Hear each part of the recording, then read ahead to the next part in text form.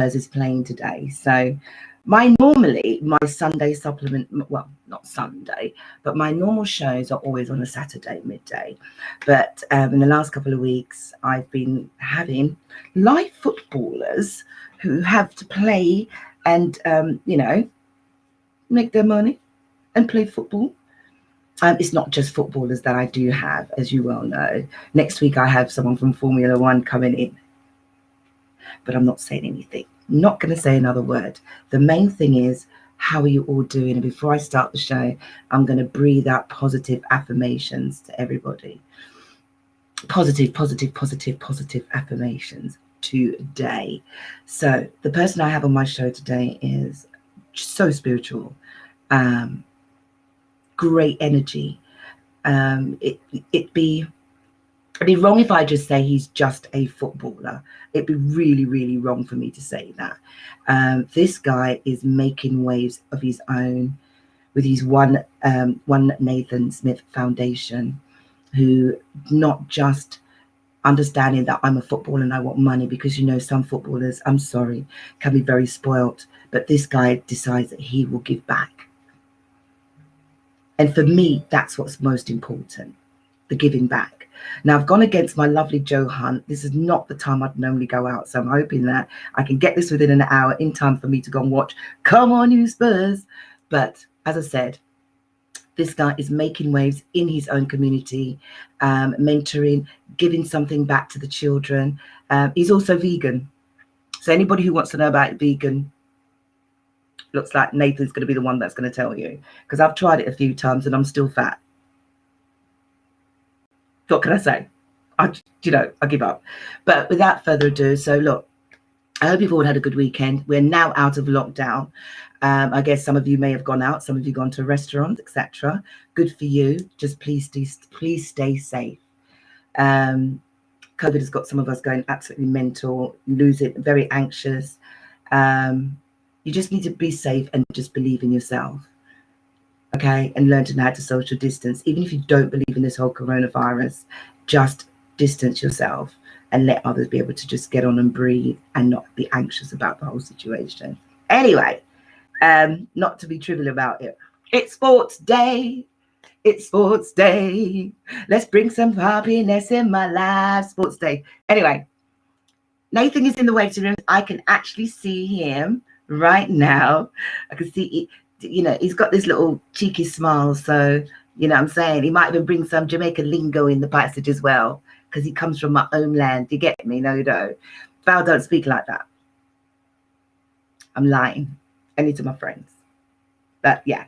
But he's one in a million. So without further ado, because we really, really want to get as much out of him before I go and watch football, I'm going to bring in the one and only Nathan Smith. Here we go.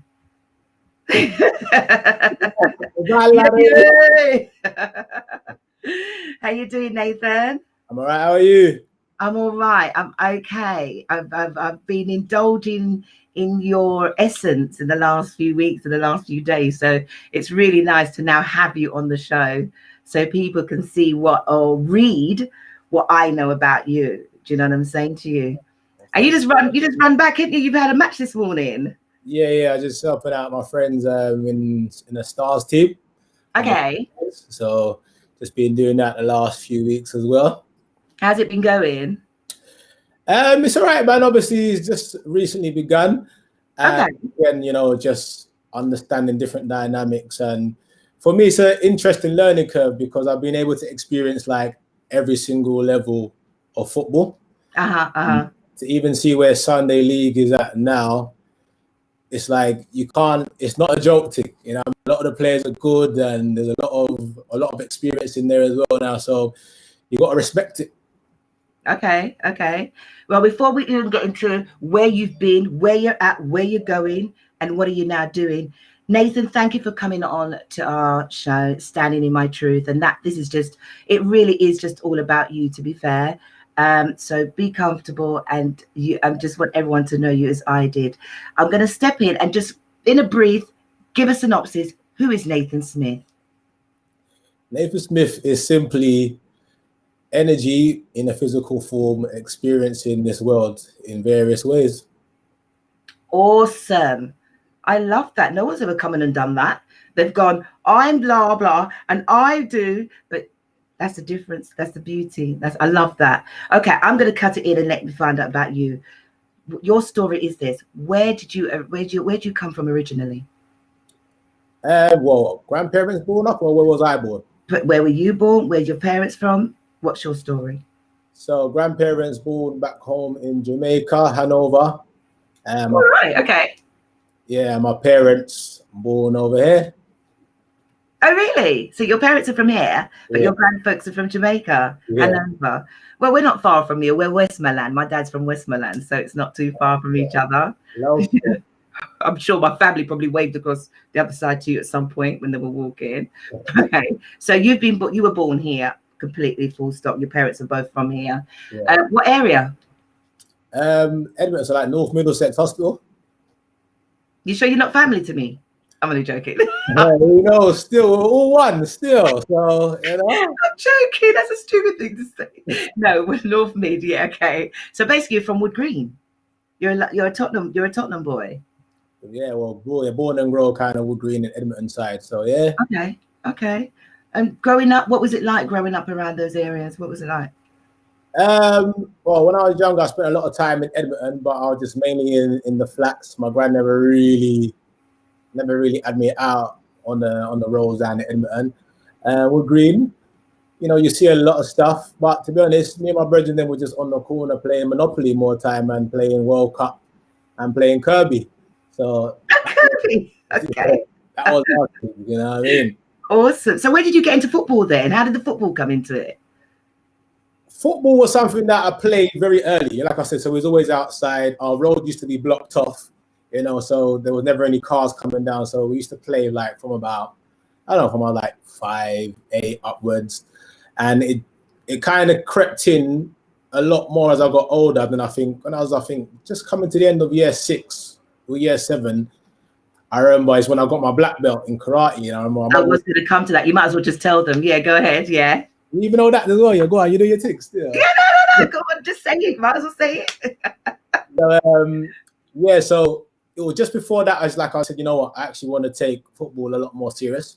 And that's because you were more into your black belt, into your karate, really, weren't you? Yeah. That was really what you were looking to do. Yeah. Am I correct?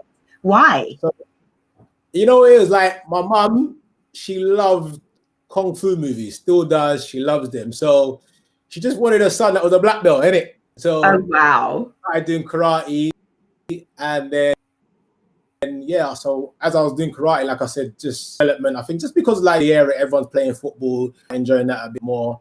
And then so she said, look, cool, just get your black belt and then do what you want to do after that. And then that was the story for that. Mm. So then you got the black belt, I said you've actually got the black belt. What year? How old were you then? How old were you? I'm not sure, but I think I might have been 10, I'm sure the certificate says 97, if I'm correct. Oh, wow. So you got your black belt at the age of 10?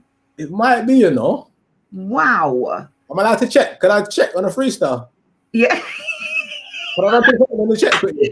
You can come back and tell me later. Okay. But put it this way, you were young. Yeah. And that's a lot of people don't even get a black belt even up to 16, 17. So do you know what I mean? Kudos to you. But then it was after that football crept in. Yeah. And is that through school or someone said to you come and play at we've got loads of youth developments. Is that where you went with that?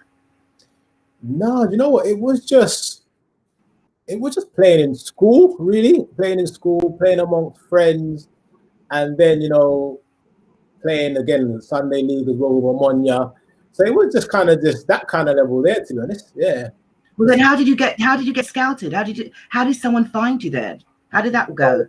That was down to Steve Brown. So Steve Brown was the manager at Potter's Bar at the time when I was 20.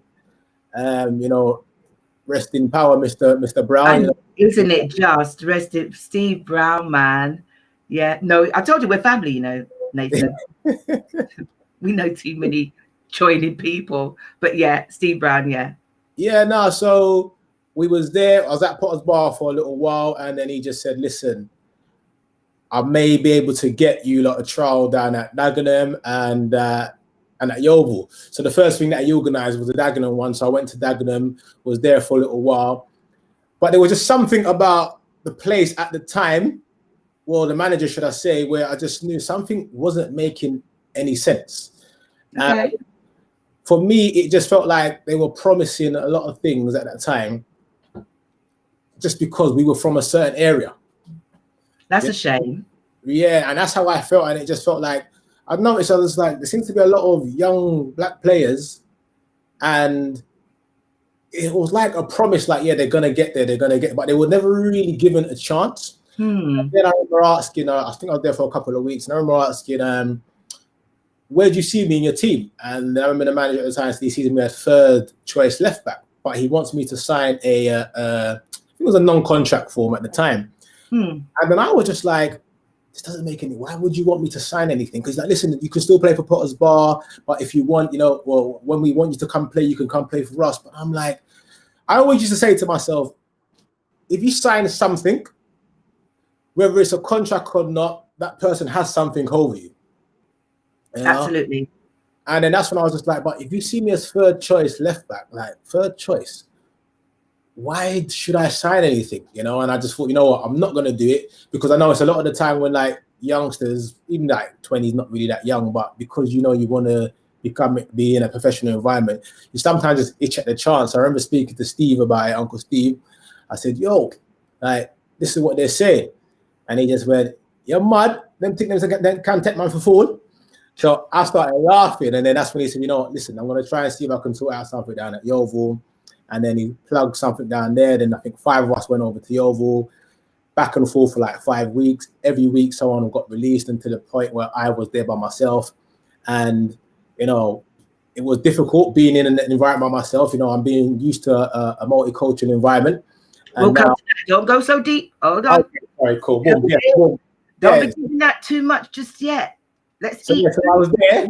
And then, eat food. Come on, let's eat food here, right? So you got signed at the age of 21, which is really late. Yeah. That's late for any professional footballer. Actually, I think Ian Wright was in the same boat, wasn't he? Yeah, come on, Uncle Ian, That's really, really late. So, kudos on you. So here you are. You finally got a contract. You think it was worth it, and you've gone to Yeovil, right? So let's pick it up from there. You've gone to a small town. Now you can say how weird it was, because there was a story in there I want you to tell. I'm hoping you're going to say it. How weird was that to go to Yeovil? It was weird, like I said, because initially, yeah. That's the thing that's clear. Threw me off a little piece, but cool. I see what you've done. Yeah, so it was weird because, like I said, growing up, I grew up in a multicultural environment. So to now go to Yeovil, it was predominantly white people. It was like, oh, this is different. And I think one of the earliest shockers was as the young kid just turned around and was like, mommy, black man. And I didn't know how to take it. And when I think about it now, it obviously is, again, there's a lot of programming involved, because it's like I stand there and I'm like, do I take it as racism, or is it just saying, my mommy, black man?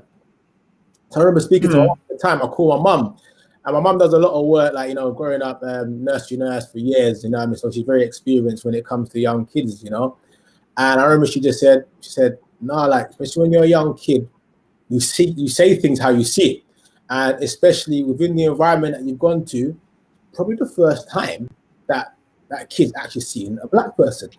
Well done, Mum. So again, that was a very early learning curve, which I was very grateful for. Yeah, I would too, because I don't think a lot of people would have seen it the way that your mum percepted it. And if you hadn't spoken to her, it could have gone so differently, to be fair. Do you know what I'm saying to you? So you're down at Yeovil, and I'm going to show some pictures because I know you're going to go, no, but you did 2 stints at Yeovil, didn't you? Really? So the first, how long did you stay at Yeovil for the first time? The first time was 3 years. And the second time was 4. Oh, you did 4, and in between, and then you left. The first 3 years you left. Look at you here at Yeovil. I've got you here playing. You played against Rashford, Lukaku, and Sanchez, didn't you? Yeah. At Man United playing down there. Was it in the first stint or the second stint?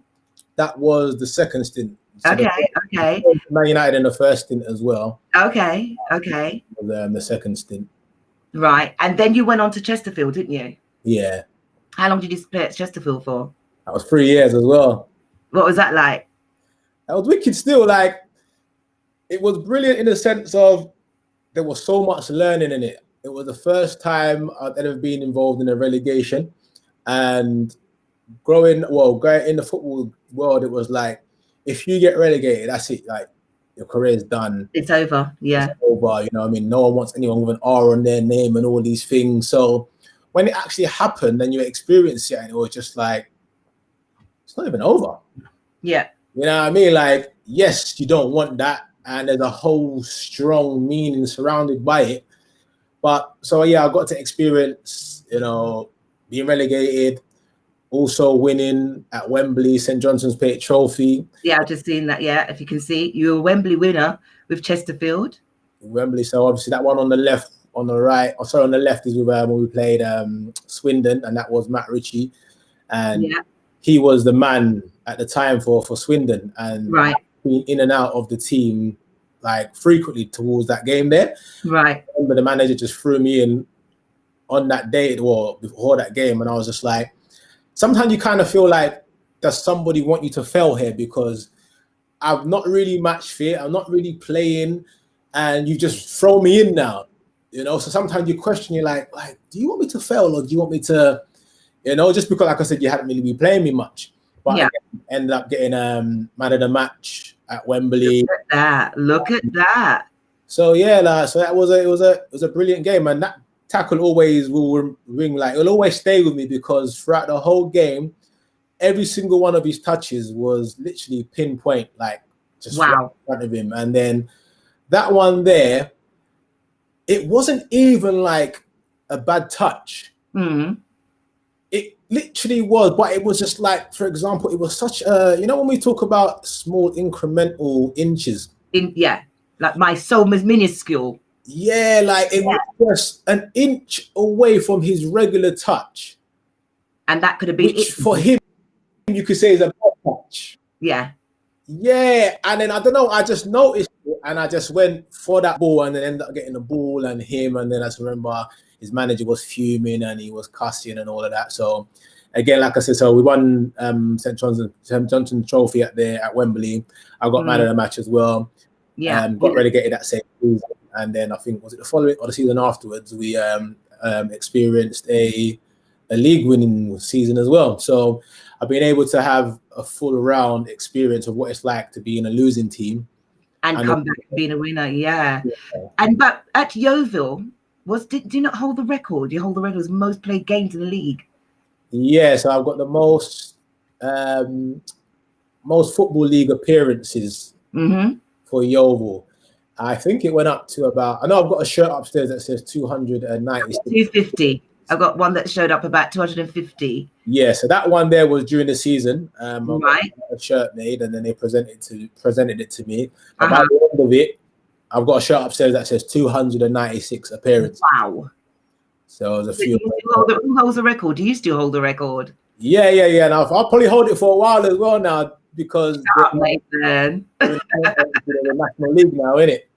Awesome. That is awesome news. Who else after then after Chesterfield, you went back to Yeovil, and then from Yeovil you went to the Daggers, didn't you? To the Daggers. So it was full round circle, innit? Because that's where that was my first. Well, not the first. Started at Daggers. I went to, actually the second professional environment I went to. I think when I was 16, actually, I went to Wimbledon. Okay. Over did there. You? Pardon? I didn't know that. I thought I really did my homework on you. Yeah, there's not really too much spoken about that one there. So yeah. When was that? 16, 17? Yeah, I think I was 16, and I remember because I was at Enfield at the time. Right. And Ansar was the coach over there, and Ansar basically just said, "Listen, I've got I used to play for Wimbledon, and probably can get you over there on a trial." So I went there, and they basically just said, "No, like not for me, not for us." And it was on the grounds of, they said that my body language didn't seem like I was interested. Oh, no. it hit me because they said to me like, yeah, like you don't really seem interested, you don't seem, hungry for it.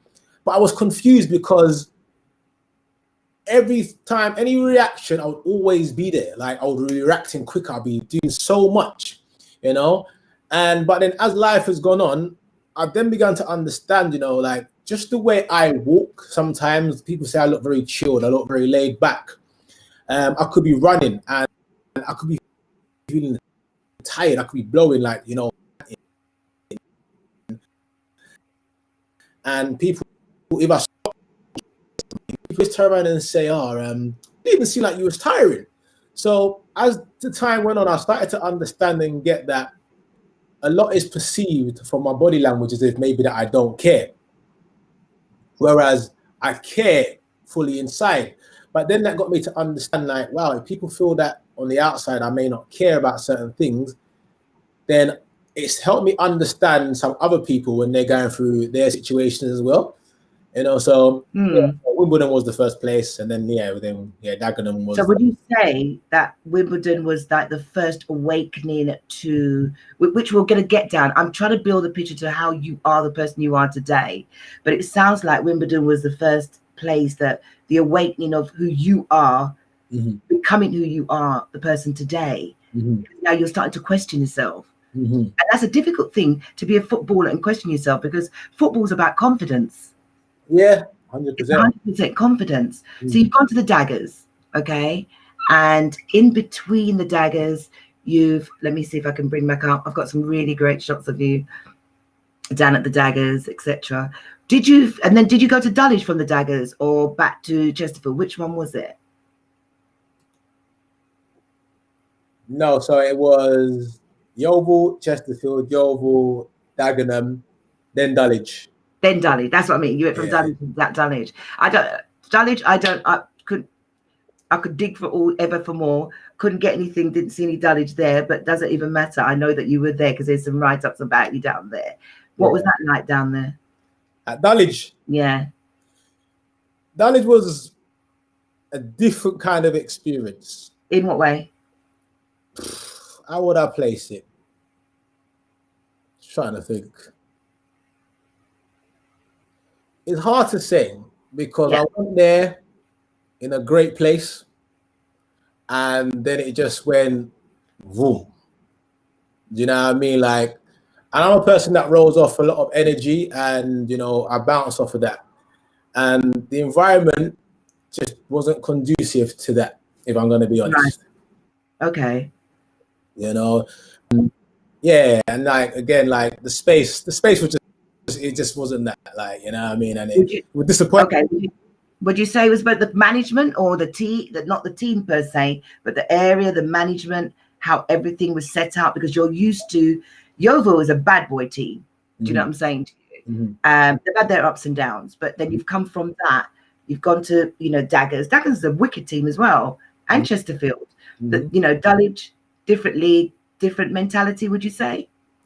You know what? For me, don't get me wrong. Obviously, I've been in environments where you see how certain things are played out, But I never really try and put, like, if we're going to talk about levels and say you take a step down. Yeah, exactly. I'll never like put them up against another team that's up there, because especially like, again, like even when I'm involved in the Sunday League setup, like it's not a case of that person may not be technically good or that.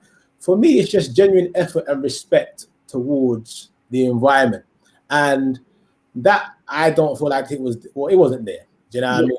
Like, and then players are bickering 24/7. And again, like I said, I've seen the environments that don't breed any real positivity. You know what I mean? And things always, they start from the head, and I've seen it with the manager at Yeovil, he didn't have much. You would feel like Yeovil had a lot. Yeah. I mean, and he always showed how to make something from more or less not having anything. I remember leaving Yeovil the first time when I went to Chesterfield. Yeovil didn't have much, but Darren Wade done so much. He left no stone unturned that when I went to Chesterfield and they got more money than us, than Yeovil at the time, I was like, whoa, like what's going on here? Like, and they actually felt like they had nothing. Yeah. So different mentality. Just, you know what I mean? So again, so that was like my experience over there, like just for like a lack of respect for the whole environment on a whole, and then it just bred a conducive negative environment, which had everyone bickering at each other, and you know, then before you know it, you're just there, and before you know it, sucking your energy, suck the energy, and that was it.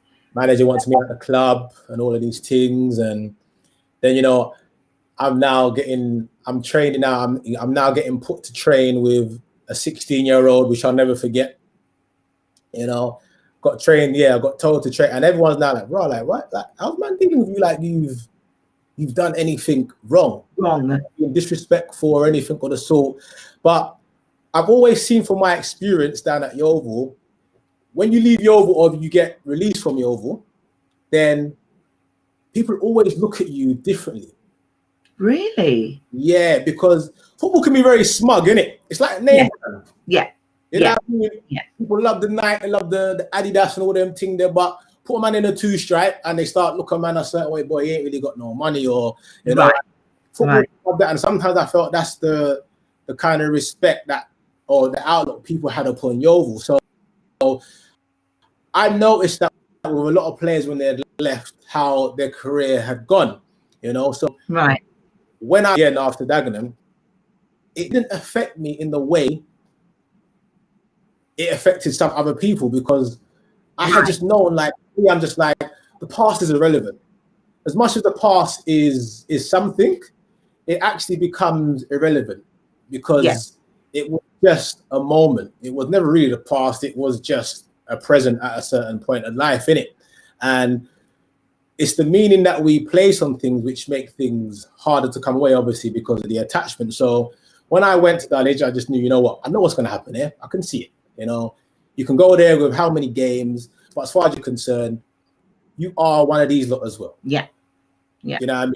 We're all on a level playing field. So after a few sessions, if things don't go right, someone's going to do whatever they're going to do. And it's just that. So when that did happen, and my cousin told me from a long time, he said, listen, once you go there, just know to yourself, you know, this is going to be the situation. So I was kind of prepped, and I just knew. So when now I've got ostracized, and you know, I've got a training with a 16-year-old, and I'm doing running, and it's snowing, and wants me to leave the club and all of these things. I've done the running, and I didn't go like full out, but I just knew, listen, I'm not going to mess anything up for yourself. Yeah. You know what I mean? I'm going to keep my credibility, my identity all in check. I'll do the running, but you're not going to take the mick out of me in that kind of way, you know what I mean? And I've seen and I've heard many situations that have happened previously with the manager. And that's not me. Wi-Fi's a bit sticky, but it's okay. Go on, I can hear you. That person wins. Okay. So you know what? They don't get arguments, and boom. And then that was that. So it was another experience for me, another good experience learning. When did you? Okay, when did you decide to? Because you've had all these experiences now. So here we are with you with all these wonderful experiences, and good and bad. But then you're changing. You're changing. There's things about you that you're saying, I'm recognizing. When did you decide that do you know what? Spiritually, I'm going to go off to India. Why? Why did you do that? So when that happened, I was chatting to my friend Selena Brown, and she used to do life coaching at the time. She just wrote a book herself. It's a children's book, and she's always just got loads of thoughts on so much. Like, you know, when you're just around good people, and you just always have little thoughts about little things. And I remember saying to her one time, I said, I don't know, I want to learn more about myself. And I just kept saying it. I want to learn more about myself. I want to learn more about myself. And in a strange way, I didn't know what I was saying, but I knew what I was saying. Yeah. So she was like, listen, there's this retreat in India, bam. So I was like, you know what, cool. And I think, you know, when there's some people in your life where you know anything that they're bringing to you is only for the good of you, that you don't even need to question it. Yeah. You just know. So it's a feeling. Yeah. So I was like, all right, cool, boom, say nothing, didn't it? Like, what's the link? Looked at the link. I said, all right, cool, I'm booking it. So she done that, and then she said Landmark Forums as well, which was a personal development seminar, 3 days. Right. Yeah. So I remember seeing that. I said, don't tell me nothing more. Cool, send the link, boom. So I remember just booked the two of them, innit? And yeah, so that was where that whole let me go to India thing came about. I just started questioning, like, I want to learn more about myself. But what was it like? What was the journey like? Tell me. We want to know. That. Let me eat. I'm eating. I want to eat. Come on, tell me. Well, initially I thought I was gonna die. Sorry, I didn't laugh. And in a strange way, but in a strange way, but I did die. Because in order to become something different, the parts like the self who you are has to die, innit? Amen. Do you know what I mean? So, Amen. And the reason why that came up, because I remember we went, there was 3 things that happened. Yeah. Leading up to it, went to Amsterdam for my friend's birthday, less than 24 hours. And I noticed every single time we went for every place, every restaurant we went to, kept sitting next to him. Like there was always a seat by the side of my friend whose birthday it was. Because there was loads of us that went. And I just kept saying, why the heck do I keep sitting next to him? Like, why is there always one seat next to him? Then I remember coming back. I needed to get my visa printed off before I went. And so firstly, my dad come check me anyway. And as my dad come check me, he was wearing a black night tracksuit. And my dad only wears suits. Yeah. He used to only wear suits. Okay. And all of a sudden, he come to check me in a black night tracksuit. And I used to always wear this black night tracksuit as well. And he was wearing a red rucksack. And I had a red rucksack as well.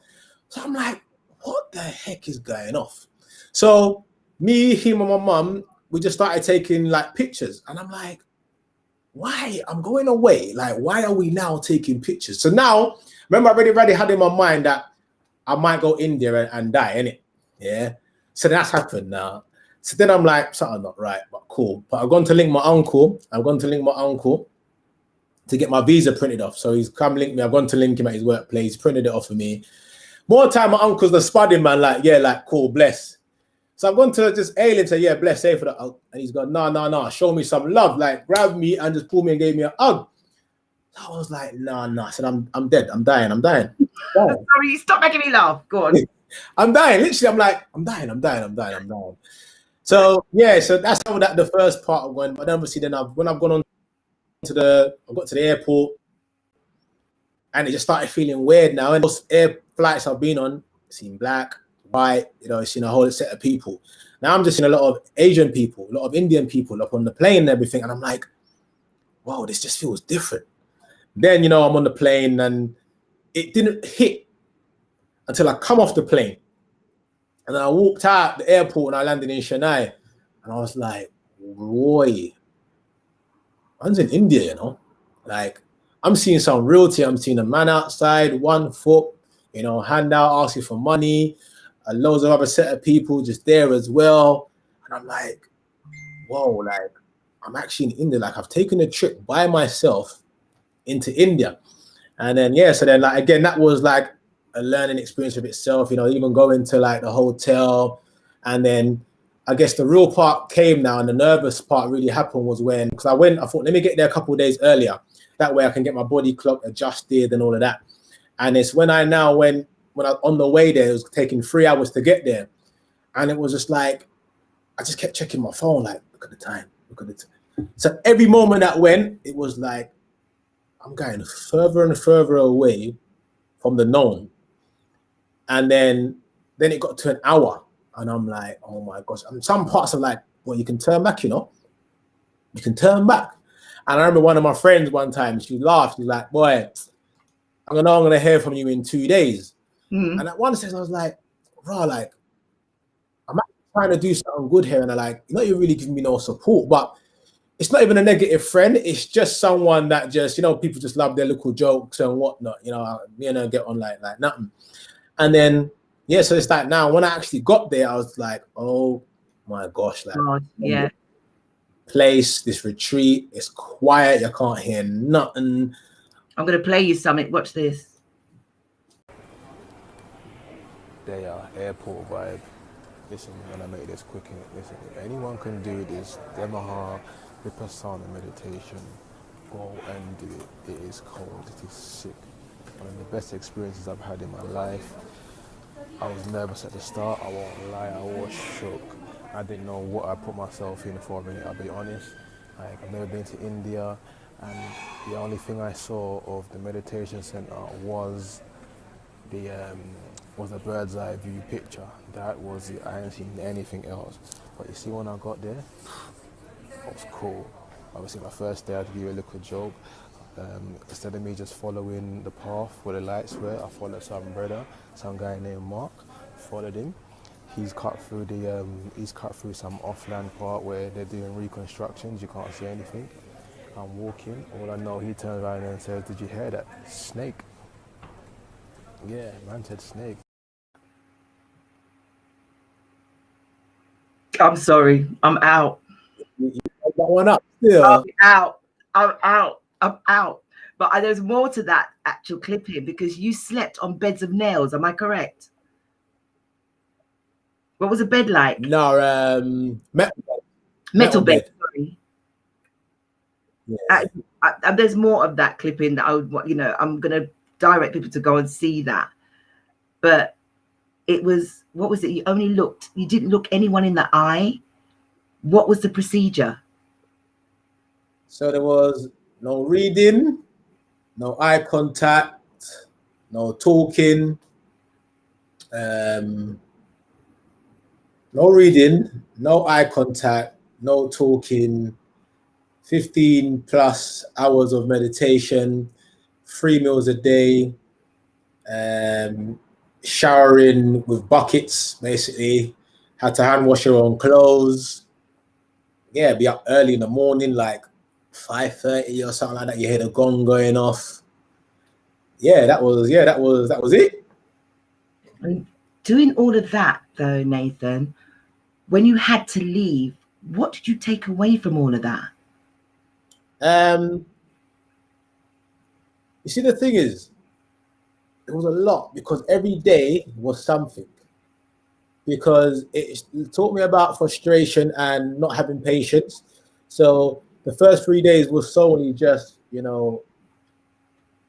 observing the sensation through your nose, inhaling and exhaling. And I just remember thinking, because any other meditation I had tried out previously, it involved some form of visualization. Right. So like a fun element to it. But this was literally just observing the respiratory system. So what they meant was, like, this part of your body is the smallest part which you can feel your sensations. So every day we're vibrating and we feel our vibration, but we become so unintuned with our vibration that we just don't even notice when something's not good for us anymore. So you work upon the smallest part of the surface area of the body, which is here, and then when you start to feel a tingling sensation on your nose, then you're able to then start feeling the actual vibrations upon your body. Your prime example, you probably had experienced it before. You don't know anybody, but you've walked into a room and you've just been like, boy, something don't feel right. Yeah. Been there. You know what I mean? So this is what we feel every day. So in a strange way, we know everything, but we also know what we don't know, but we also don't know what we know. Gotcha. So with that whole, again, it taught me about a lot of patience. It taught me about, looking out for signs, because again, and in the third day, actually part of me felt like, should I just quit? Second day, I remember there was 2 guys. One was an American guy and a Scottish guy, and they tried to talk to me. But you're not really talking. Bruv, in my head, I'm thinking something which I be doing there, and they're having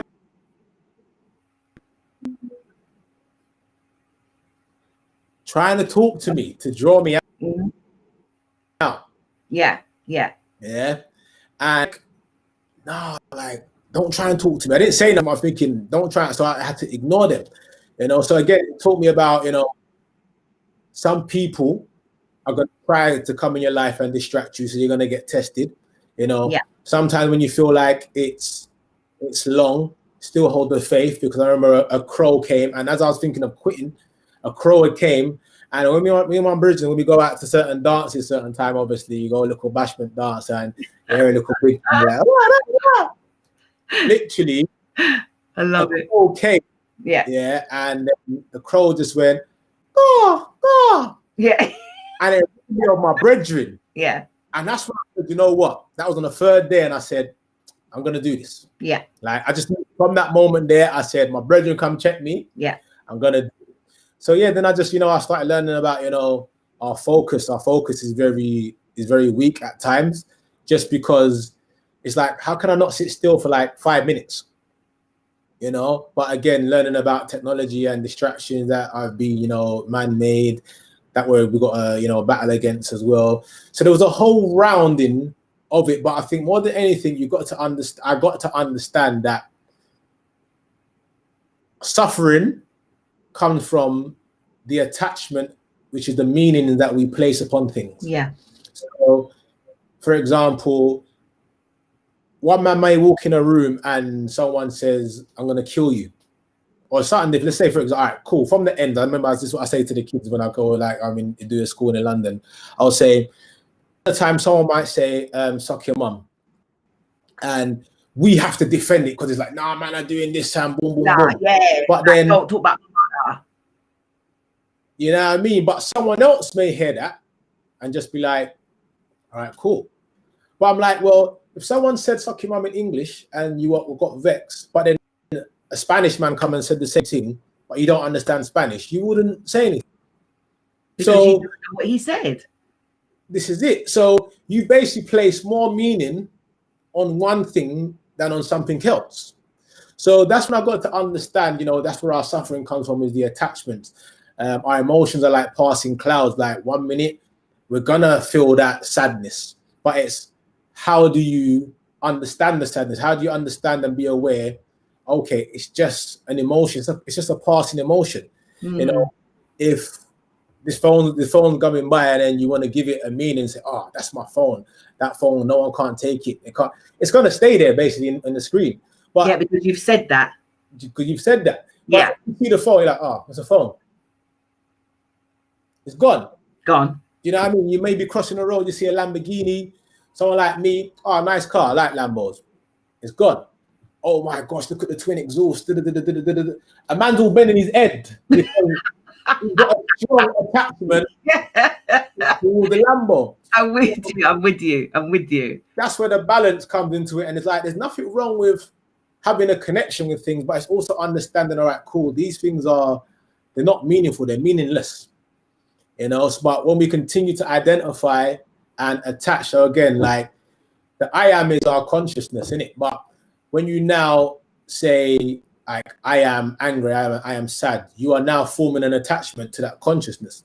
So absolutely, our spirit is the I am because it's ever present. But Nathan Smith is only a physical being. So with a physical being, there holds limitations. So when we feel like we desire so much, is because the spirit is boundless. When they say know thyself, it took me a while to understand the concept. And basically, we are atoms, electrons, just constantly in a state of vibration. We arise and we disappear. So which means, like, we're new. There's nothing, like, we're new all the time because we disappear and we come back. Come back again. Yeah.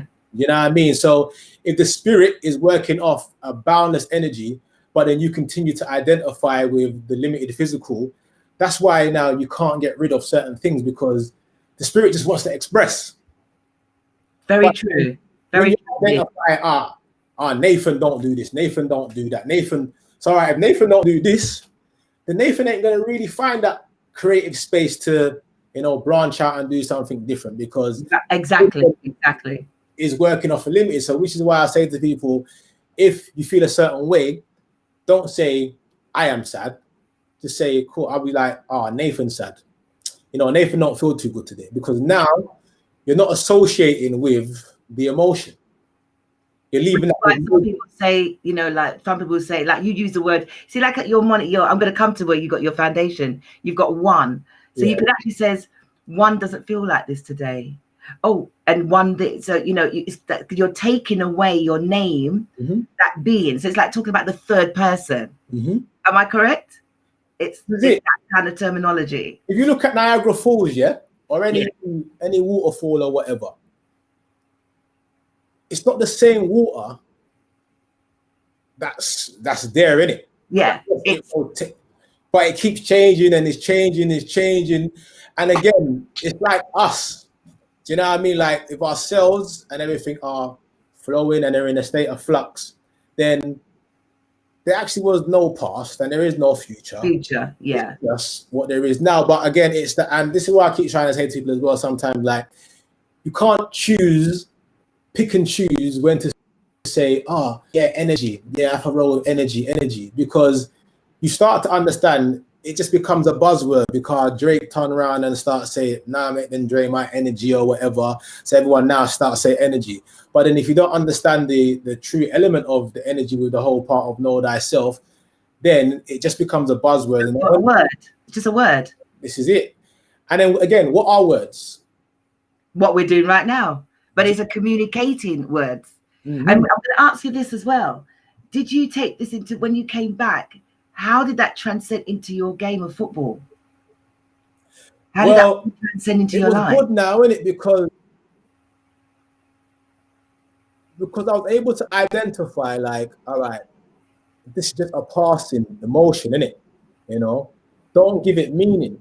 But I'm not going to say I come back and I was in some mad Zen state and nothing can't touch I and whatever. Because you see when you come back into the world, innit? Yeah. Remember, you can just about, so for example, if you look at like the Tibetan monks, in order for them to attain rainbow body, which was in light of Jesus, they had to have 13 years of straight positive thoughts. Yeah. That's hard. And that's them up in the Himalayas. Listen, probably living in London or wherever, where there's volley people, you just about could come out your yard, without someone sometimes. You know what I mean? Make it down the stairs. What are you talking about? This is it. You know what I mean? So again, you start learning like, cool, like things are just words. But then now where the real battle is because remember, if everything is energy, there's always going to be someone trying to interrupt with your frequency, regardless. Yeah. You know what I mean? Because some people ain't going to understand where you're coming from. Yeah. I now got misunderstood. I've been misunderstood for the longest, and it just became even more that I became misunderstood because now I'm going away from the grain. So what you've turned like plant-based, and you're now. I'm going there. Don't even. I'm not going there yet, but I'm just saying, boom. You turn plant-based. You're going to India now, where most men are going Marbella and Miami and all them things there to go do holiday, but you want to take yourself India, and now I became the silent meditator and all these stuff people want to. Yeah, but you're not following a trend, Nathan. Why are you following a trend? But this is it. But remember, like a lot of people like trends. So at the time, my manager couldn't understand where I was coming from. So now when he see me play, he's now saying I'm now not as aggressive as what I was before. You know, I've changed. And at that time, I was not battling, but I was trying to understand like the changing because I'm like, part of me saying it's good to change though, ain't it? But then the other part is like, but maybe I got to be who I was before, innit? And obviously that was the state when I was in obviously having the learning and, you know, constantly questioning myself. And then I was just like, they've got their perception of me, regardless now. So you know what? I just have to own it, right? Now, I've been in India, whatever. Now,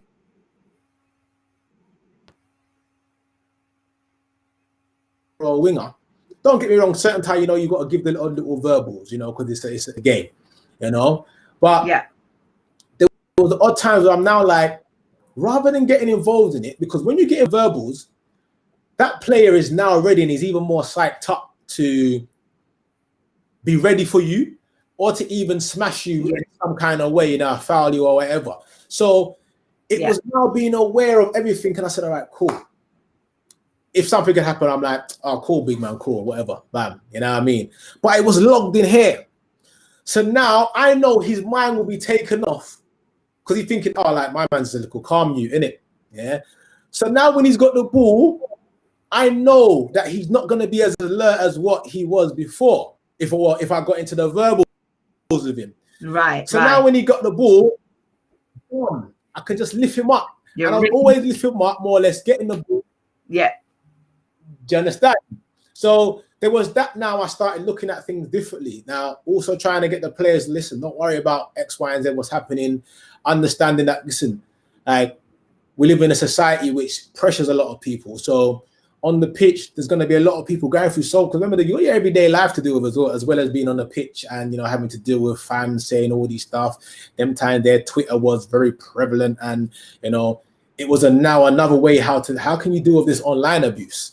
You know, because no one doesn't really want to see anything negative. So there's all these things embodied that I'm now trying to apply to everyday life. But again, I'm getting perceived different. And it was just, you know, just eventually owning it and saying, you know what, this is who I am, or this is who Nathan is at that time. And I've just got to roll with it and continue to experience. Is that why you started the One Nathan Foundation? You know what's so interesting how that began? I just made a random Instagram name. Yeah. And there was nothing apart from, I think one was at the front of it. Yeah. And I was like, oh, well, let me do it. I didn't even used to post, no, nothing. I just used to just look on Insta, whatever. You know? And I went to school, yeah. He hit me up, and I knew him from, and he said to me, yo, I would like you to come and just give a little presentation to kids. I said, all right, cool. He said, listen, I'll put something together and, you know, just work off that. I said, all right, cool.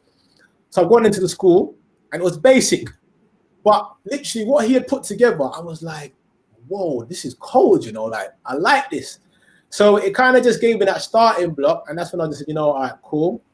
This is a direction I want to go, because when I was speaking and stuff that I was saying, the kids understood and they resonated and they got where I was coming from, because I've been in their shoes before as well, innit? And so they got it. Yeah. They got it. Now, even though you started going into one school, two schools. I've got some footage. Before I even show the next clip, I'm going to show you this.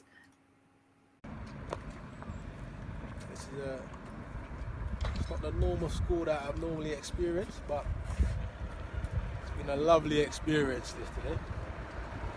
Grateful to Jim, real legend. And the kids, I know some people might have thought that the kids were going to be different, but they're just kids, isn't it? They're like, actually, they're just kids. It's mad, like, they genuinely just connect the same. Yeah. I like it. People like to put the stigmas in them because they're from a wealthy place, but these are just kids that have the same issues as someone else in London or wherever it is. You know, like, they're just kids. And it was nice to see that. Early, what are you saying? I'm telling you one time. Late comer.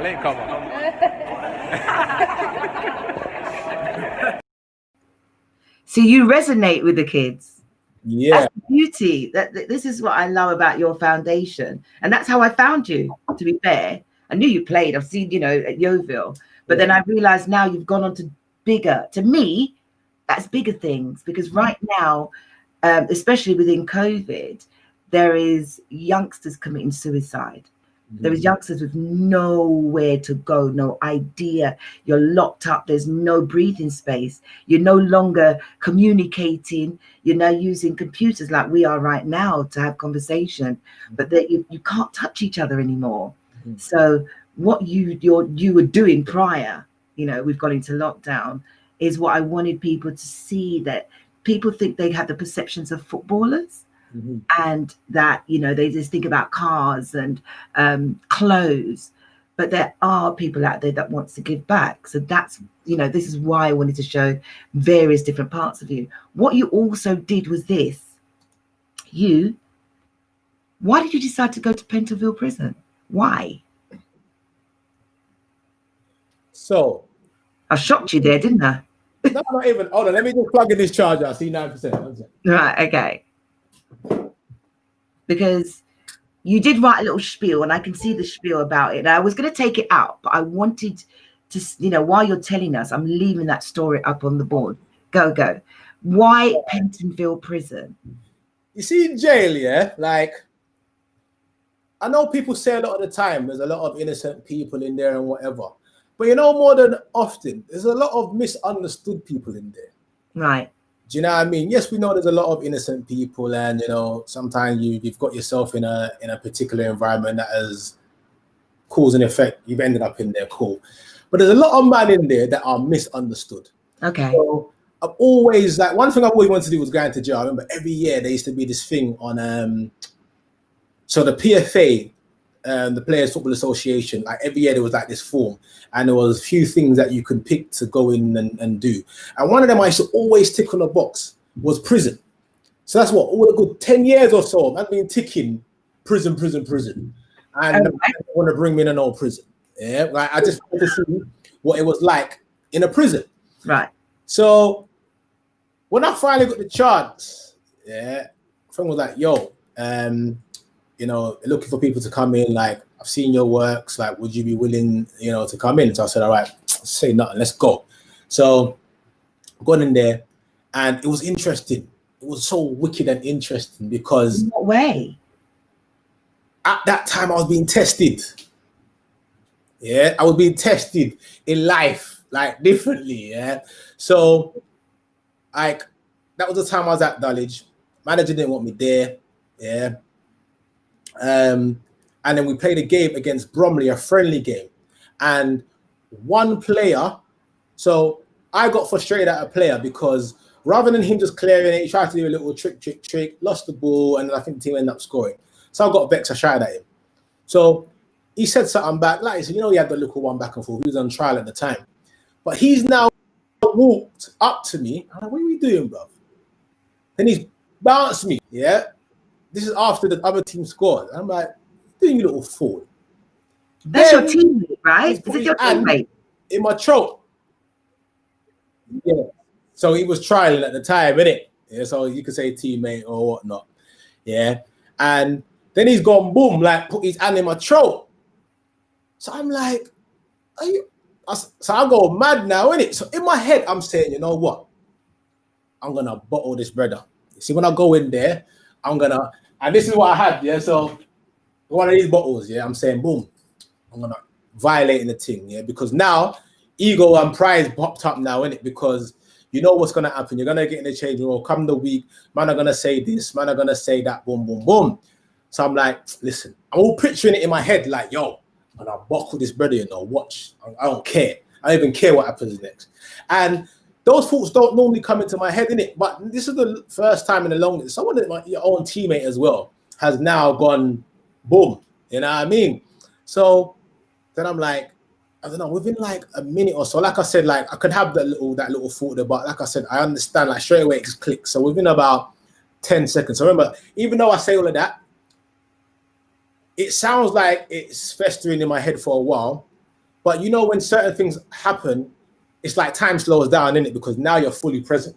And everything, you know, like again, when I've been involved in the car crash and my brethren crashed when I was at Potter's Bar, and it was like I could tell you a story that happened within a minute, but that crash literally happened in about 5 seconds. Right. I mean, so anyway, now I was like, after about 5 seconds, I was just like, no, I ain't doing nothing. Yeah. I'm not involved. I ain't doing nothing. Cool. So you know what? If I got to look like the loser, let me look like the loser. Because you see what? Really and truly, I will be the winner. Because you see, if I do anything, the man wants me off the books, yeah, and then I'm now going to mess up my money for this period of time. And I'm not in it for them. Don't get me wrong, we all want money, innit? We all want money, you know. But it's still your energy, it's still your reputation, it's still you. You've got to live with it. This is it. And I can't be talking the things that I'm talking and doing all the things that I'm doing. And now when these things are coming up, because I see how it works, like people just want that one slip up. Do you know what I mean? They want that one slip up, and some people can be very unforgiving with it, and I understand it. But some people just want you to fail. Yeah, you know what I mean? absolutely. People want absolutely. Do you know what I mean? Like people still ask me, "Are you still living that life?" Oh, this is me in it. Like, but it's like they're waiting for that one slip up still. Why are people like that? So this is it. So within 5 seconds, I was like, "Nope, cool. If I look like the loser, cool. I don't care, because you see what, really and truly, I'm winning." Yeah. And basically, by the time we finished the game, we got into the change room, the brother come up to me straight away. And it was interesting because I think after about 5-10 minutes, the manager left him on initially. And I'm thinking he should be taken off. But in my mind, I'm like, boy, my man, maybe he wants you to react in it. So you can free out the little wage bill and get who you want, get in and all them thing there, innit?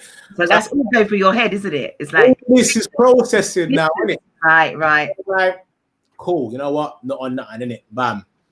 Then he got taken off after about 15 minutes.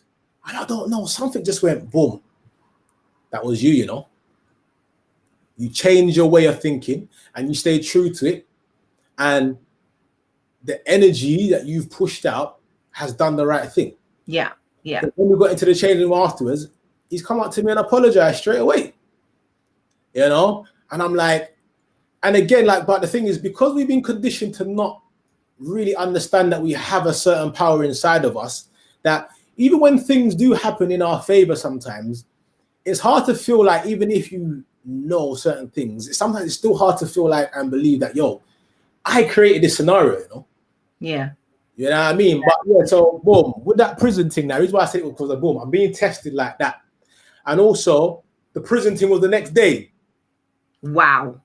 Do you know what I'm saying? So that's a proper test, you know. A proper test. So when I'm in there now, again, like the prison scenario is brilliant because there ain't no prettiness. Like I don't try and pretty up anything anyway. So when I've gone in there, I can't pretty up anyway, and there's no prettying up in prison anyway because we're in the gully right now. We're in the trenches, isn't it? Like the man that are going through it, there's no pretty up business. Yeah. So I just kept it straight, and I said, listen, I'll be honest. Like sometimes in life, we all make that one mistake. Yeah. And I said, now some of us could be in there and suffering from it. I said, that could have been me yesterday. I said, I may have been actually sitting on the same side as you lot and someone else coming in it. You know what I mean? And talking to us. They're like, what? So I gave them the breakdown of what's been happening. And they were like, raw. One brother was like, nah, fam. What?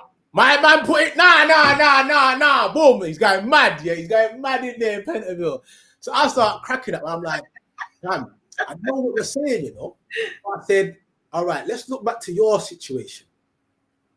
Was there a moment in your situation when you could look back and say, you know what? If I had just done that one little thing differently, I wouldn't be here. He went, you know what? You're right, you know. Because those are obviously he said what he said, and he was like, if only I wouldn't be here, you know, you're right. And I said, it's just that. And I said, because within that moment, you may have looked like a wimp, let's just say a wimp, because that's how you start feeling. Like, you've now decided, you know what, bun that, like, ego. I've got to protect my reputation and all that. But reputation is just that. Another illusion, innit? It's feeling, right. It's just a fake perception and whatever. Right. So he was like, raw, like, I'll get you. So I said, all right, cool, and I'll give you a next one. So boom. I started learning how to not even judge people. I said, don't get me wrong, we have a perception, we Photoshop. So like, boom, when I was in India, listen, you can't talk to no one. So all of a sudden now, like, you're just like, you're looking at the way a man walks. You now say he's this kind of person, he's that kind of person. You look at the way a man wash up the plate. The man's using his hand to wash up the plate. You're kind of saying he's nasty or all these little stuff. You see, come the end of them 10 days, and the man them start talking. You're like, my man is nothing like what I thought he was going to be like. You know? That's perception. Do you know what I mean? Like, we Photoshop people, and it happens. And it's just all right. We can understand that. We can accept that. But you have to allow people that opportunity. So when I went to Landmark, yeah, like, it was a big learning curve. Like, so there was all of these people that was in a room, and obviously sometimes some people stood up and they told their story, like what they've been going through and whatever.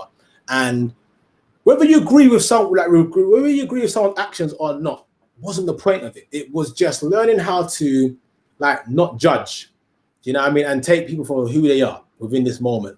So there was different types of people coming up talking about situations, and then one guy turned up and he was like, basically he ran away. He ran away for like 15 years because he said he troubled his little brother when he was younger, yeah, and he just felt the worst about himself. Didn't know, like, he just felt so bad. He flew to Australia and he was gone for about 15 plus years. Family didn't know, no one knew, nothing whatsoever.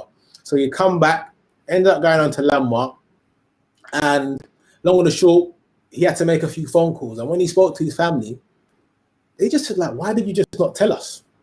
Like, even his brother said it to him, like, bruv, like, why did you just not speak to me? Because, like, running away and all of these things hasn't solved anything. You know what I mean? Like, they said, listen, like, we still respect you, we still whatnot, blah, blah, blah. So when you also understand, like, you know, the sensations and the reactions and then the constant thoughts in your head, because an incident can happen, and this is what shapes our personality. So an incident will happen. Say, for example, Val, you know, you cuss your brethren, and all your brethren now turn against you, and then they're saying you're a bad person. Any thought mixed with desire becomes concrete within us. So now you start calling yourself a bad person. Subconsciously, it's like, all right, cool, I need to play this out. How can I reaffirm myself as being a bad person? So you now start creating scenarios to reaffirm that you're a bad person. So he's now creating scenarios to reaffirm he's a bad person and that thing can't go, which is why he, you know, ended up going over to X, Y, and Z. So when I said it to them in the jail, I knew the response I was gonna get. Nah, what you mean you can't judge that man there? Boom, boom, boom. Nah, that man fight. I said, listen to me. I'm not saying I agree with his actions, yeah. But what I'm talking about is having the ability to understand, like, why someone made a movement. I'm not saying I agree with what he done. And I said, if we can come into a point of being understanding, then we'll be able to resolve more of these worldly issues. Yes. Do you know what I mean? But something happens, and then so much people don't even realize that all they're doing is playing a tape recorder, a way of being that's been installed into them through growing up or their environment. That, all right, this has happened. All right, your body just naturally just selects that. Okay, let's play on this scene. Let's play this out and whatnot. So yeah, like I said, so when I explained to them, and like by the end of it, they all understood. You know what I mean? Like, wow, like, you know what? We get what you're saying. Like, you don't, it's not that you agree with the actions. It's just taking that moment out to understand where someone is coming from. And I said, bro, like, I don't care what you lot have done in here, to be honest. I said, because imagine that you lot are in these cells and I feel the same like you. Like, huh? I said, brother, I bet you all feel misunderstood. And they literally all nodded their head. Do you know what I mean? Literally all nodded their head. And it was like one of the best things ever, because now there was like, you know, because everyone has that level of frequency. It's just about, you know, finding it and whatnot. And it was just interesting, you know, to hear their story. Did they open up to you? Did they open up to you? They all opened up. There was this one guy who wasn't trying to open up in the beginning, yeah. But I just knew there was something about him, yeah, that he's powerful. But I knew, again, with perceptions and all these things, so like, you know, we growing up, you know, especially sometimes in our culture, you know, man can't talk about this, man can't talk about that. It's a gal thing, and before you know it, some of the smallest things locked in. But every nickel make a muckle. So from that build up, you know, you're now pressure. You know what I mean? So I said to him, I asked him something, and he just was like, he was just sitting there, like, you know, when a man just slumped and whatever. But he reminded me of one of my friends who we used to play with, and like Jordan Green. Like when he first come to Yeovil, cool brother, you know what I mean? But like you could see there was one or two things where he was just a bit quiet at times, and it was like the manager didn't take the time out to fully understand it. And I remember just saying to him, listen, I know sometimes you might want to go on your own little show and thing, but you see this game, like there's a perception on us already, in it. Like we're coming from the ends, and people want to feel like we're gonna have attitude and we're this, that, boom, boom, boom. So I'm like, you know, you just got to try and see things a bit different. Kid you not, all of a sudden, I don't know how it happened, but he can see he's a seeker, because any book I said to him, you know, possibly try this. He got the book, read it. done this, done that. Before you know it, bam, like it's like something just dropped out of nowhere. And then he ended up getting a move to Barnsley, like signing for a championship club. You know what I mean? And now speak to me even more, like I'm actually happy to know him because I don't know what's gonna happen with him in life, but it's gonna be something big because he understands the power that he has as a person, as a human, also as a spirit, as energy as well. And so again, so like that young brother in the jailhouse, it reminded me of him. And then I don't know, I'm asking him a couple of questions, and all of a sudden, he just blurted out. He said, "No one's cared about me. No one ain't said nothing to me. I've been in there almost 8 years. You know, I'm meant to be coming out in the next 2-3 months." He said, "No one's." I think it's the probation stuff or whatever. Like where you like they look at you like and try to teach you things like how your life can be on the outside. Sets and stuff when you come out. Yeah. No one ain't done nothing for me. Oh, now I ain't done this. I ain't done that, and I'm going out soon. Boom. So I just left him. Obviously, he's getting all off his chest. Even like the prison people, the guards, they couldn't believe. They never heard him. They didn't know any of this. He's like, no one like, I think they base this off. What happens sometimes is that some of the people fall through the net. So when they're meant to be on the system, they're on the system and all them thing there. So when he was like, then he turned around and he went, like, so I know what they're trying to make me do. I know they're trying to make me come back in it. Yeah, they know what they're doing because if I don't have none of these stuff when I step out, you'll reoffend. I'm gonna reoffend. They know what they want to do. So then I said, you know what, big man? I said, this is what I said to you, you're powerful, you know. I said, you know why? And I said, hey, what I'm saying to you, if you come back in here, it's not their fault. He's like, what? I said, it's your fault. He looked at me like, what? I said, you know why? Because you've identified already what they're trying to make you do. So you know what they're trying to do to you. So if you end up in here, there's no one else to blame upon but him. Yeah. Because you know, and a lot of men don't know that, you know. And they had to ponder. He pondered for a little piece, and then he was like, you know what? I didn't even think of it that way. You know what I mean? And then just little things, you know, family stuff. You know, daughter coming and daughter's not moving how he expects his daughter to move because she's there and then she's disappearing. Like, don't really want to. I said, bro, I'm gonna be honest, mate. It's a little kid. You know, you got a little kid. You're her dad. She's only seeing you every now and then. I said, she feels more comfortable around her mum. This environment's going to give her a different energy as well. And I said, children pick up on everything. So your expectation on how your child should be is what's killing you more than anything. That's right. You know what I mean? I said, just when you see your child, just love your child within that moment. And I guarantee you things will change. Stop expecting her to be jumping all over you and all these things. She doesn't see you frequently enough. You know what I mean? Like, she's going to be questioning all these little things and whatnot, you know? And yeah, like, lo and behold, like, so it was just wicked being in that place there. And then it just had like, we had like a half an hour left. And it was just like, just man them just chilling and chatting. And you know what I mean? And like, so even like, again, the time when I went in with Bush Kid, like. Oh, you know Bushkin? Yeah, so there's a second time. So Bush I wanted to go into jails for a while. So I said, all right, cool, let's see if we can do something. So then I said, all right, cool, let's call it the music. Let's do a workshop, the ball music mindset. So we fused football and music in it. And it was wicked, like wicked. Because you know, I love that. Energy is just, you just bounce off it anyway. You know what I mean? How many times have you done that? Have you only done it once? Yeah, we've done it once. Oh, yeah. You're joking. And it was wicked because at the end, we finished with a cypher. Yeah, a music cypher. And then we had one he was playing the music with like a little, I think, I don't know, it was like a little box. Yeah. It was beating it or beat. So we said, all right, cool. We want everyone to say write down 2 lines of their concept of freedom. And it was so wicked because freedom was just different to everyone.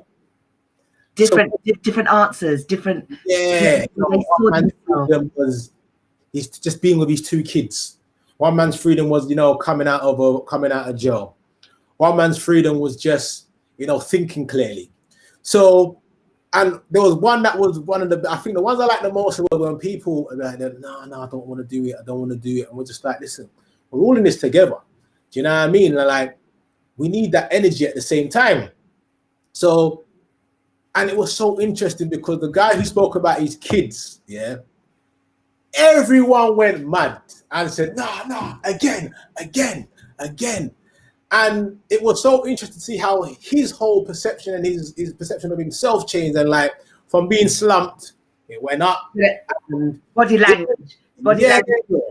It was like one of the best experiences, because a lot of the times I've been so there's like a prison ministry that I was going to as well. So every second month in Rochester, and that was wicked as well. Like, just being around the man them, and like, there's some loud people, but they're all respectful, and like, they'll go up, they'll give a little testimony of how they felt about the week, and there's just no judgment. And then all the man them will be Asian, black, white, they're just all clapping for each other, and it was just not. And I'm like, you know what? If an environment was going to turn me into Christian or something, that would have been it. That would have been it, like going over there, because it was just nice to see that these people are not being judged. Like, they're just being allowed to be themselves. They're being understood, you know, cool, we're in there for a reason. Let's make the most of it and just get on. Oh, my days. And this is where I'm going to bring me, because I'm going to draw it all down here. So you've gone to the prisons. You have met up. What is kickoff at 3? Tell me a bit about kickoff at 3. So, and VCP. Yeah, so Michael Wallace, policeman, and basically what he's done with his organization Kickoff at 3, he is trying to build a bridge and a connection between the youth and the police. Oh, wow. You know what I mean? Because of how people need to look at the police. Yeah. You know, a lot of it, especially in our areas as well, a lot of it can be in a negative way. Right. You know, some people don't even have experiences with police, but because of being told, you know what, policemen are this, policemen are that, police. Now, don't get me wrong, there are some policemen who act shaky. Facts, we know this. But there's also some policemen that deal with things accordingly. Do you know what I mean? Like, they're locked down. I got stopped by feds. Yeah. So, because now, cool, there's this pandemic that's happening in Cole. Bam. So I drive out my yard. Yeah. So there's this pandemic that's going off in it. So cool. I drive out my house. I'm going to get fruits and all them things there, you know, make sure we have a, you know, live right regardless and all them things there. Cool. Come back, and then I should just go straight in my yard, but I just, you know, sometimes you're in your car, you can't be asked to come out of the car. It's like, boom, boom, boom. So I didn't see my brethren. I ain't seen him in time, so he pulls up side of me, and then I don't know. You know when signs are happening and you ignore them? Because there's no such things as coincidences. You know what I mean? It's just an unexplainable law. So I remember seeing one police car drive across. Then I see, then my brethren's kind of blocking up the road, and then all of a sudden, like, cars are struggling to get through. I'm like, all these things feel like I should just go in the yard, innit? Don't go in the house anyway. All of a sudden, boom. One big blue bully van come round the corner, innit? I haven't heard that word for ages. Bully van, you know, but go on. So I'm like, oh my gosh, like, I know what time it is, innit? Cool, bam. So my brother's gone, oh my gosh, cool. So anyway, now pull over, brother that I know, cool, bam. So as they pulled him over, obviously searched his car. They found something in his car. So now they want to search my car now, innit? So I'm like, oh, brother, that's why you should have just gone in your yard, brother. Yeah. So anyway, now, so they start searching me, start asking me one bag of questions and whatnot. So I'm just like, nah, I said, listen, I just see him for the first time in a long time, not seen him in a while. So just chatting to him, just come from the shop. So I see a black man there, innit?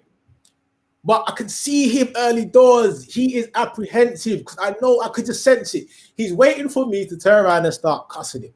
Like, attitude. Sell out, look at you. But I know what he's doing because I can feel his energy, innit? So he's waiting for that whole attitude. All of that. So I just start chatting to them all like normal, like, boy, how's it been for you, man? Like during this whole thing right now, because it must be a bit techie and whatever. So they start talking to me like normal. Initially, obviously, they're like, right, because it always happens. Like when I start speaking, they don't expect it. Then they ask me like, oh, have you ever lived in Cambridge? And these things always happen to me because they ask me certain questions. I start thinking, have I lived there? I know I've never lived in Cambridge, you know, but you just start thinking, oh, have I lived there? All these foolishness start happening. And not even before the end of it, like they went to now search my boot, and then they just went, oh, you know what, like, he's all right, man. Just get in your ass, skeezer, mate, boom, boom. And I could take that as a negative encounter, but why? Because they dealt with me correctly, innit? Like, yes, in the beginning, I could feel the energy, but because of how I've conducted myself, was a complete different outcome, which, again, I had a situation when I was 16. I was going football, Wood Green, I was going on the train, and they had the Alsatian sniffer dogs, yeah? And I'm getting better with dogs, yeah. Like I'm not scared of all of them and all that. But them time there, I see big Alsatian. Only time I saw Alsatian, you're like, "Oi!" Yeah, "Oi!" And the only time I saw an Alsatian dog was when Ricky in EastEnders used to have his thing. Yeah, that was the only time I used to see Alsatian. So I'm walking past the dog, and I'm just like, do you know what I mean? So anyway, now the man's gone out. The dog smelled something on you. I'm thinking, I didn't hear no dog bark. You're 13. This is it. Yeah, I think I was 13, 13 or 16, one of the two. I think, no, 13. I was 13 because I remember I was going to my bedrooms and playing ball. So anyway, now, so they've taken me into the back. There's some back room in Wood Green. I didn't even know it existed. It's got one of them, you know, them bookshelves there where the man will pull out the book. And it opens. Yeah. Like, up. That's what the door looks like. Not like one of them bookshelves, but it looks like there's not even a door there, innit? So anyway, I've gone through there, and then they've taken out, put their hand in my pocket. Now, this is a jacket I got bought for Christmas, but I've had it for about a year. And I've never worn it because I didn't like the jacket. It was a Adidas jacket. It was orange hair, and then the arms were blue. Remember that? Yeah, the old style Adidas. Yeah. So put his hands in my pocket, and then takes out weed. I'm like, what on earth? I'm like, I don't wear this jacket. No one comes in my yard that smokes as well. And no one I know even deals in them things. I don't hang around with no one like that. So then he start asking me like, boom, where'd you get? I'm like, I don't know. I don't wear the jacket. You know what I mean? Then I think it's when he saw my age and it was just like, they can't really do nothing or whatever. So I don't know, whatever. Just let me go. But again. Was you tall for your age as well? Was you quite tall? So you probably looked about 16, 17, I guess. Yeah. I could have taken that as a negative experience, did it? And then had a hatred or a massive dislike for all police officers. But that wasn't my thing. I'm just like, you know what? I'm just keeping it moving, innit? But obviously, as I've got older, I've obviously understood it on a whole more different level as well, you know, like the psychological techniques behind it as to why, you know, we continue to dislike police at times and why certain... Did they know that you were... They didn't ask, did they? You didn't mention that you were a baller as well, though, did you? I thought I wasn't. No, what? The lockdown? The lockdown one, yeah. No, it's only when they asked me something. They asked me, I decided to ask me, like, what do I do for a living, innit? And I said that as well. And then it was like, oh, well, you didn't hang around with people like that. I'm like, bruv, it's a man I've not seen in a long time. And I said, listen, if I know a man for a long time, I'm not just going to say, I've known him for years. I don't know what a man does. Judging again. Do you know what I mean? So, end of the day, if it's my friend, it's my friend. I don't know what he does outside the thing. I've known him for a long time. And that's that, innit? Like, cool. And then they're like, yeah, but I said, listen, I don't know any. That's all I can say to you. I've gone to the shop. As you can see, I've got all my fruits in there. Big man, I'm trying to make my fruits, sit down and watch a little something. That's all I want to do. And they let you go? Yeah, they let me go. But like before I even said that, but they let me go afterwards. And they was like, oh, listen, he's all right. They didn't want to search my boot no more. And that's because I know it's because I dealt with them just on a cool level. So again, it's all about that whole mindset of how, because you know, there's people who have, because I'm not going to drag this out, but there are people who probably have the same, you know, mindset as you. They've dealt with the police, and do you know what I mean? The outcome is being very different. Do you know what I'm saying to you? So I guess it's the energy that you kind of put out as well at the same time. Mm-hmm. So you dealt with, you know, you've got the VPC, you've got Kick It Off at 3, which is something that you're involved with, trying to, you know, Mr. Wallace is trying to get the community together. What community is that? Is that in Dulwich or? Where is that? So he does the kickoff at threes in a few areas, to be honest. He's done them. Yeah, it can be all over. So I think when you look on their page, yeah, it will be all over. So he's a part of VCP, which is what Dr. Angela Herbert has put together. Yeah. It's like I call her mummy too. Okay. She's what's the acronym? Why the acronym VCP? I know what it means, but can you tell people what it is? VCP means Violent Crime Prevention. Aye. Yeah. But like, she's just a good person, and she's been shouting at me for a few years before that, to be honest, when I was down at Yeovil. But I didn't actually know what was what, when someone was trying to say something to her. When we finally met, like, and I just started calling her mummy too, just because of, when someone just wants the best for people. Yeah. And to give me two little bad ups when I'm ready, like, listen, go and do this. This is you. Boom, boom, boom, boom, boom. But not in like a forceful way, but in a way where, sometimes you just need someone to give you that little push to just let you know. Where is she based? That you've got power. Have someone like that, isn't it? It's like having that person. Yeah. Where is she based? Where is she based? I don't know, she's all over, to be honest. Like, she's all over helping, man. So it's a proper VCP.co is a proper action group that if people want to get in violent prevention, this is something that they should look up. I mean, I'm going to put all of that information that I've gathered together anyway. But before I even leave out at that, Nathan, you've gone through the whole spirituality. This is where you're at. You applied it to your life. You've got the one foundation. But then you keep talking about the vegan. Why vegan? How? The vegan. I'm going to put it up here because you've got your own little vegan na going on.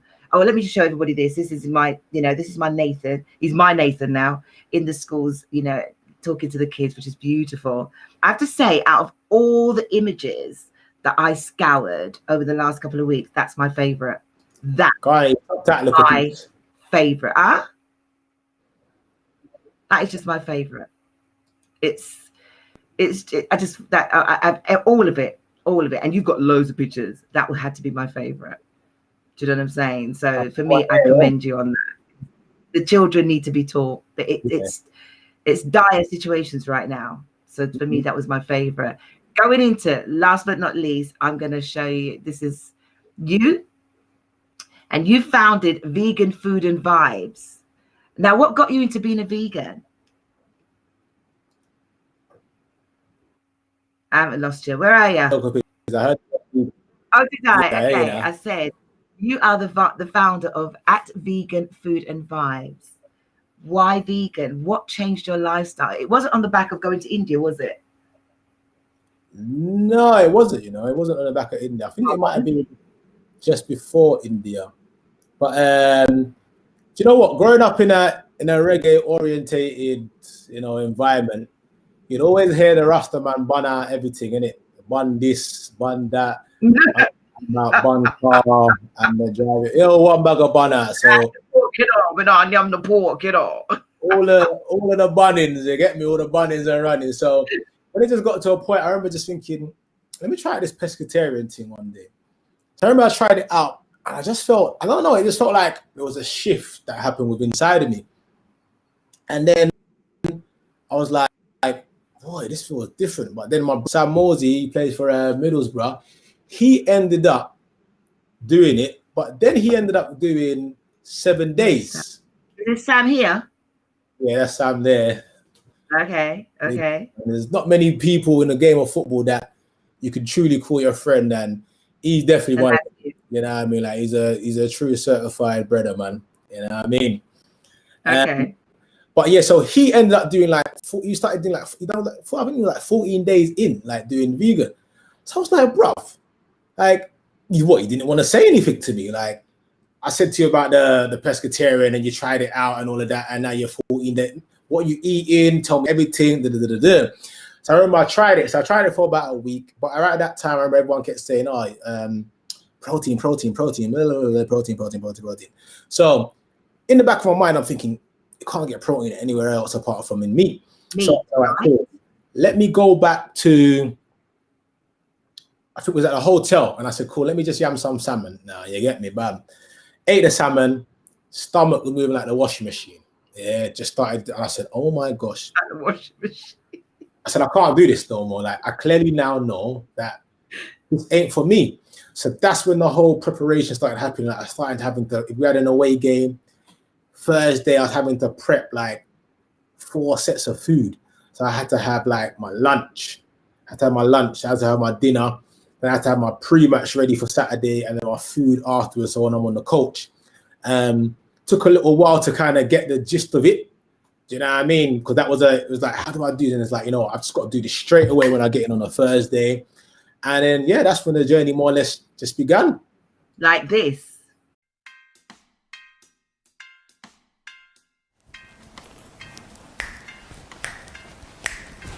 It's a natural mystic flowing through the ear. Wheel up, selector, what you mean, man? It's a natural mystic flowing through the ear. Back, vegan, food and vibes. Another episode, another set of goodness, yeah? More information, more good foods, more vibrancy. That's you. I'm not going to play all of it because it's a lot, but I loved it. My sister's a vegan, and she just turned vegan, so I had to send that on to her. I have a few people are vegan. Do you know what I mean? I'm half vegan. I go halfway, then I stop, and I go back and have fish, and then I go back, and then I have some egg, and then I get told off. And man, it's a struggle. Well, listen, just say you're not vegan. You know what I mean? That's the best way, because for me, I always say you can't be half pregnant, innit? I know. You're either pregnant or you're not. You're with a lower polarity. I think that's where the issue and the struggle comes, because when you start identifying with one thing, then it's like naturally the body will gravitate to it and feel like I have to stick to it. But then if you're not there and you're giving into the physical aspects, remember our cells in our body store so much within our way of being. So like when you fast, you will notice that you're not just so much cleaning out your body when it comes to unhealthy foods. You start getting rid of like unhealthy habits that aren't necessary for you, you know, anger, certain emotions that aren't needed. So this is why I just say, like, many of my friends, like I say, like, don't start saying you're vegan. Like, just say, listen, I'm just trying out a little thing here or there, because now there's no pressure on you. And then when the time's right, when you feel within that mode, you would know when you know what, I'm there. And then you can turn around and say, cool, like, this is me. So I've seen so many people say this and say that. I'm vegan, I'm vegan, I'm vegan. They get vexed. I remember one player one time said he was vegan. He got vexed because he couldn't go home. The man went off into the shop and bought a spaghetti bolognese from Amazon. I said, what the hard boy, you daddy, man? I said, it is hard though. I get him. I couldn't. There was one day I couldn't, because don't get me wrong, I do go and get the Sainsbury's range, right? They've got a wicked plant-based Sainsbury's range, and I literally just bought it up, and I bought mushroom sausages and mushroom this. Everything is mushroom. Then I ran out, and I was like, oh, what am I gonna eat? And you know, I was like, I'm not cooking. Yeah. I'm not going to boil a yam and my rotted banana. And so I ended up going and have some special fried rice and prawns. And, do you know what I mean? And I felt so bad. I felt so guilty. And this is what happens, you know, doing the vegan thing. But how long have you been vegan? About six years now. Oh, wow. That long? Yeah. So, I mean, there's advice. What advice would you give anybody out there? As you just said to them a while ago, I'm going to direct people to where they can find out about, because you are fully fledged. You do run your vegan food and vibes. Do you know what I'm saying? Yeah. And I mean, I would go on about this video. This video is like 10 minutes long, but it shows you, I wish I could actually see it. I should have cut it down. It shows you actually, you know, let me show this picture, you know, actually putting it, you could do spag veggie twist. I was trying to find that bloody recipe. Do you know what I'm saying? But you have a group of friends and you all, you know, make these recipes. And so I'm going to put it at the end. It's actually on my website. So everyone that comes on the show, there's an actual page with the red stuff, you know, that gives information about, like, there's a show reel. Yeah. What you do. Yeah. Contact details. So if anybody wants to reach out to you, this is where they would go to. Do you know what I'm saying to you? But I'm going to come to the end and draw to it. I didn't get to play everything because I've got like 10 videos, but it was so lovely. I hope you enjoyed telling me about your life, and there's people watching out there. Do you know what I'm saying to you? One more thing, as you asked me, could you just said if there's any advice? Yes. It's just, again, forget saying that I'm gonna try vegan, I'm gonna do this, I'm gonna do that, because like I said, natural human instincts, when you say you're gonna do something, the body now says it's gonna do it, innit? And now when like, cool, your spirit's saying, yeah, you want to do something, now identifying with the habits and the emotions that now come to surface. When you're identifying with the physical, it makes it that bit harder, innit? Because you want to change. When you haven't been able to disidentify with the emotions and surrender to the new way of being, then it becomes hard. So cool. And we always say, like, split yourself into two, you know, be the watcher, watch the doer. So that way then now, because again, if you, for example, if I said, all right, I always do this, I'll be like, all right, cool. If you close your eyes, yeah, the cup thing mash up a little bit still, but yeah, if you close your, no, so if you looked at this, yeah, and I'm closing my eyes, yeah. So you've seen this already, and I said to you, boom, all right, I want you to say the words on this cup without moving your mouth. So we say after 3, do that, yeah? 1, 2, 3. So cool, you done that, yeah? So my question, you still hear me, yeah? Yeah, I hear. Okay, yeah, so then my question always is, well, what was that voice that you heard? Because it wasn't your mouth moving, you didn't hear your sound box, but even with your eyes closed, you could see the one Nathan Smith, you could see it all and hear it all, innit? Right, yeah. So, you know, that's just our spirit, which is obviously there. But again, when we identify with the physical, it makes things harder. So, like I said, so just say, listen, I'm going to try out something for a period of time. You know, if you eat meat, say, for example, 7 days a week, go 6. And then, you know, eat what you need to eat for one day, like a vegan, plant-based meal.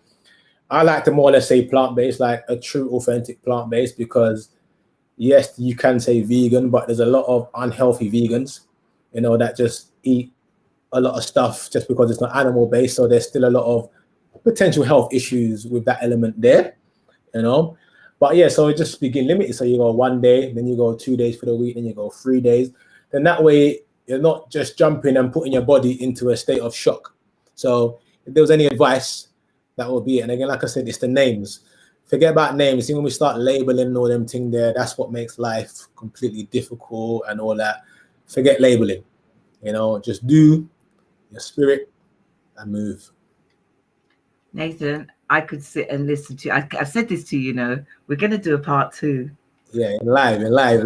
Yeah, I'm telling you, because there's so much more I want to ask you, but I'm going to save this for part 2. You're coming back in the new year. All right, say no. Yeah, as long as you're happy to come back, I want you to come back in the new year, and let's touch on. There's things, COVID, your spirituality, COVID, how we're dealing with it, and all of that. And I think it's nice to come back and talk about that when let's see how we get out of this lockdown. Would you agree to do that with me? You're going to do that with me, Nate? I don't know if you can hear me. Yeah, that's but I hear you. Yeah. No, we're going to do that. We're going to do it. We're going to do it. And this time, we'll be sitting around the table doing it. Yes, we'll be sitting around the table. And by then, I'll probably talk to you as well about the health journey that I've created as well. Want to hear it. Yeah. As well. So, yeah. I want to hear it, because that is where I'm at. That is where I'm at in my status, I should say. Do you know what I'm saying? So I'm going to kill everybody with it. I think people expected to hear nothing but sports today, but that's not where my head was at. I wanted more than just sports, and you know it as well. You know what I mean? And I said this to you. It's about what even though you're a sports person, there's more to that person. And I'm hoping that everyone that tuned in today felt that, got that. And there will be part 2, and we're going to have Nathan back in the new year. Do you know what I'm saying to you? Babe, it was an absolute pleasure, and thank you, because I know I caught you just as you just came in from playing football. Do you know what I'm saying to you? No, and thank you so much for coming on a day where it's, you know, I'm going to run off and go and watch football now, innit? And for tuning in and all of that. You know what? I don't, and normally I'd be talking about all the games. I don't even feel like doing that. It was not necessary. It wasn't necessary because you had a lot to share. And let me see who said anything. You had a lot to share. So yeah, someone just put thumbs up. You had a lot to share, and thank you so much. Do you know what I'm saying? And well, we'll speak. One last thing, innit? Like, party I'll message. say one last thing. Yeah, party message. So even if, you know, you see the brand saying one Nathan Smith, the biggest message is just a one, innit? And the reason why I say that is because if we think of wherever you believe in God, Buddha, you know, whatever you want to call the creator, we just say the creator. From there's one creator, that means that we're all connected some way, some shape, some form, you know? So this is why we always try and promote a oneness. And for me, I understand my mission in life. My mission in life is, you know, is to help the misfits, the people that are misunderstood, and help give them a voice, you know, which is what I will be doing with my podcast as well. You know, so again. Can you tell everyone what the name is of your podcast, please? Oh, I don't want to release it yet, but the stage. Right. Yeah. I'll release it. When you do, you tell me, I'll tell them. So all of that, man. But yeah, like I said, it's all of others. And, you know, I want to connect and, you know, work together. I'm all for that as well, because again, it's all about oneness. And I've showed that to the kids at the youth club that I volunteer at every Monday as well. We've got a run club, and we'll tell you a story with that, but it's a whole nother story. But you would actually like that story as well. But we'll save it for another time anyway. But yeah, it's all about oneness. So yeah, man, more life and more prosperity, and everybody live good. Thank you, Nathan. Thank you so much. Have a blessed up day. Love up to your family. And I'll talk to you on the flip side. And I'm literally not even going to go into no big spiel with anybody today. Thank you.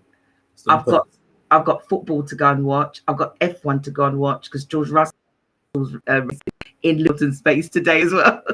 So I need to see. Yes, I'm a sad bitch.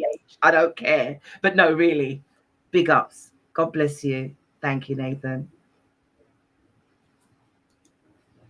Guys, thank you for tuning in. That was Nathan Smith. As I said, it's not always football or whoever comes on. They've always got something else that they do in their life. I need to get my nails did.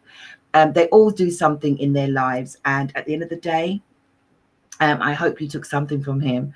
Nathan will be back in the new year because there's so much more. We only just skim the surface. And if you want to find out a bit more about him, it's onenathansmith.com. Check out his website. Check out his Twitter page just to find out more. If you want to find out about Kick It at 3, all is on Nathan's page. If you also want to get involved with Violent Protection Organization, please do check out at nathansmith.com. Again, we don't normally do Sundays. Next week we're back to Saturday, where we've got 2 fabulous commentators from F1 world. Can't believe how I managed to pull that one off, but I do have them, and I'm not bragging about it. I'm just saying because I like F1. But they'll be joining me in the house next week, Saturday midday. But for now, it's all about Mr. Nathan Smith. Goodbye. Have a beautiful start to your weekend, and I'm sending out positive affirmations to you all. Namaste. Bye.